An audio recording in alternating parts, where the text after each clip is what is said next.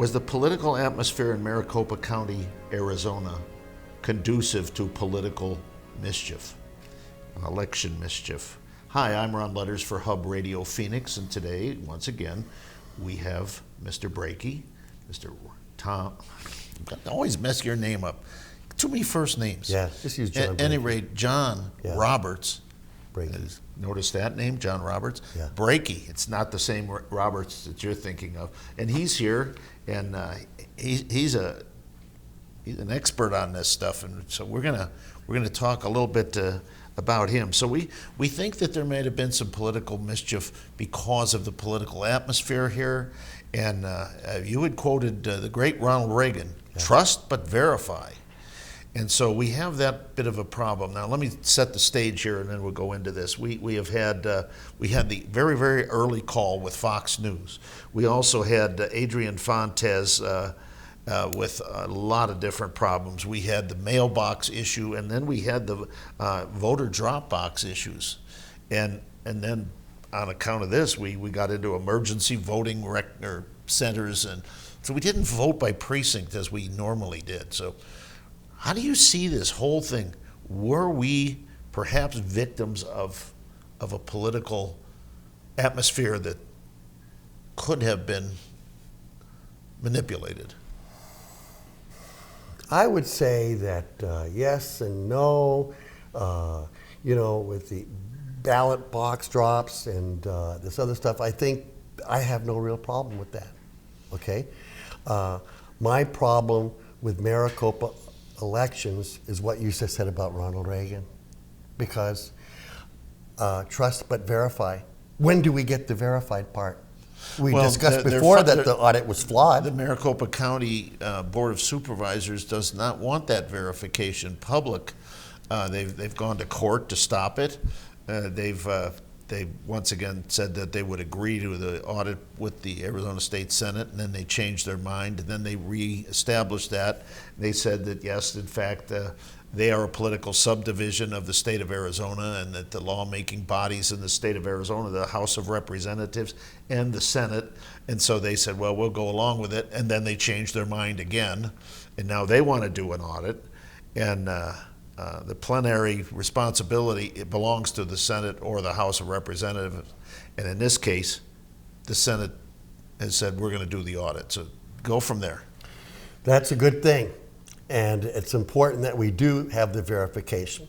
And it is very important that they approach it different ways. Okay? It is very important that they make a decision what outside firm they're going to bring in to run the ballot images.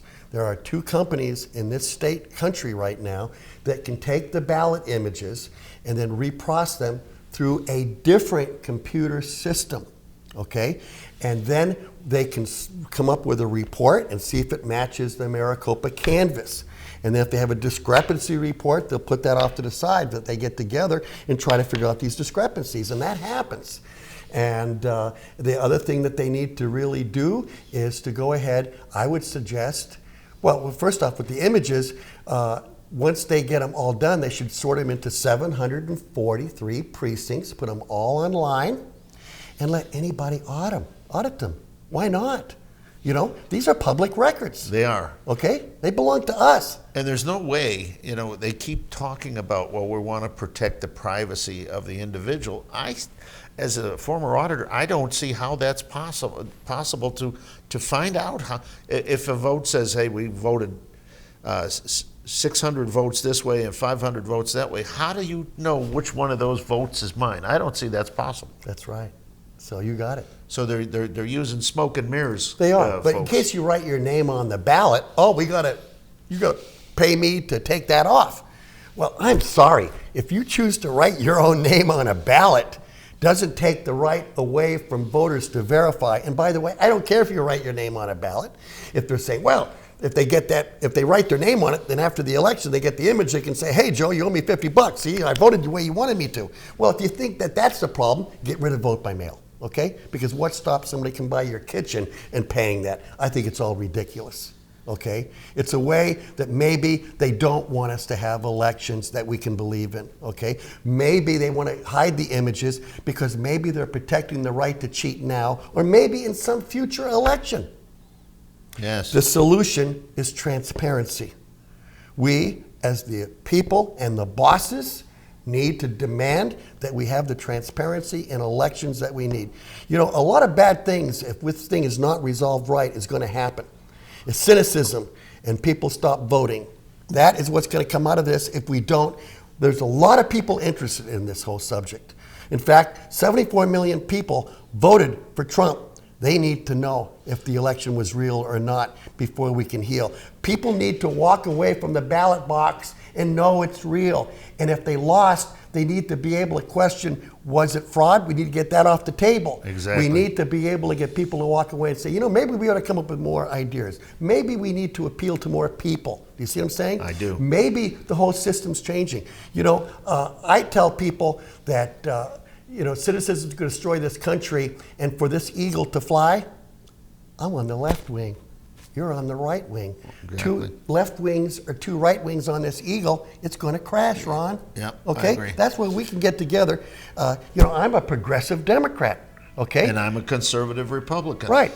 But we both agree on this. It's we the people. We own this country, and we're the ones that make the decisions. Yes. And these people are our servants, and that's why we're recalling the Arizona Board, or the And that's why Maricopa my Board button says, of Supervisors. Be the we. Learn how to be the we. We the people. And Okay, so- I use a purple color button. And so we are. We're going to have to cut this short. You're watching Hub Radio Phoenix, and we have John Brakey.